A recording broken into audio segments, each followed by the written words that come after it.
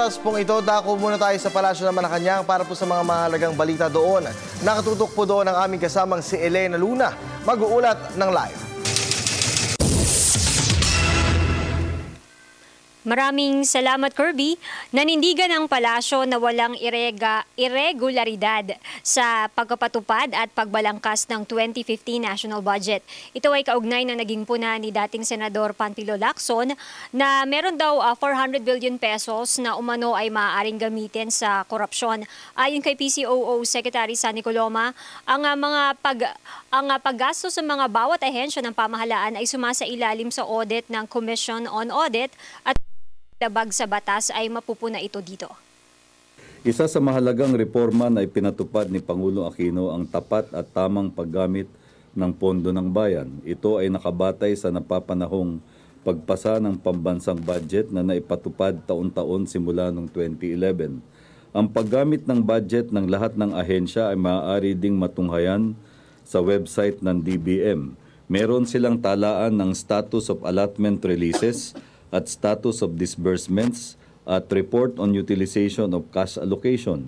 Sa ganitong paraan, ipinababatid sa mga mamamayan ang lahat ng pinaglaanan ng pondo na nakapaloob sa pambansang budget. Ang bayan at ahensya ay nagsusumite ng monthly at quarterly reports sa DBM at ang mga ulat na ito ang batayan para makatanggap ng pondo para sa susunod na buwan. Bukod pa rito, lahat ng transaksyon patungkol sa paggamit ng budget ay patuloy na sinusuri ng Commission on Audit na may kapangyarihang magpalabas ng notices of suspension o disallowance kung ang paggastos ay labag sa batas. Kanina rin, Kirby, ay ipinagtanggol ng palasyo ang pagpili at pagtatalaga sa bagong PNP chief na si Director Ricardo Marquez.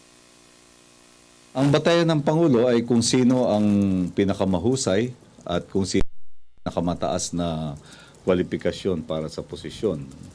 Kaya't yan ang batayan sa paghirang kay Director Ricardo Marquez bilang incoming PNP chief. Kanina rin ay ipinaabot ng palasyo ang pagkilala sa suportang ibinigay ng CBCP. Ito ay sa mga issue ng K-12, West Philippine Sea at Bangsamoro Basic Law. We acknowledge and appreciate the advocacy of the Catholic Bishops' Conference of the Philippines on the following significant national concerns. First, the CBCP has called for support for the enactment of a Bangsamoro Basic Law that is, quote, rooted in social justice and would achieve the people's aspirations for self-determination. Second, our bishops have also expressed support for pro-poor aspects of the K-12 program, including those pertaining to programs in senior high school that prepare the youth for early access to jobs. And third, we thank our bishops for calling upon the prayers of the faithful for the protection of the Philippines and a peaceful resolution of maritime entitlement issues in the West Philippine Sea.